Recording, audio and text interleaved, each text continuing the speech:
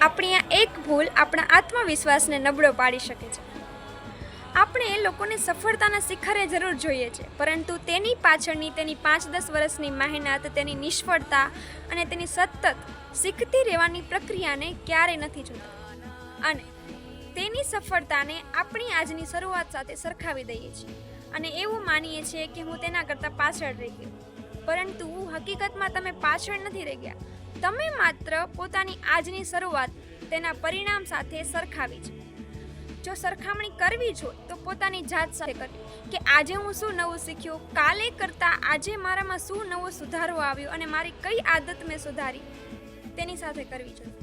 કારણ કે સાચી પ્રગતિ બીજા કરતાં વધુ આગળ નીકળવામાં નહીં, પરંતુ કાલ કરતાં આજે તમે વધુ સારા બન્યા છો કે નહીં તેમાં છે. સાચું ને? રાધે રાધે.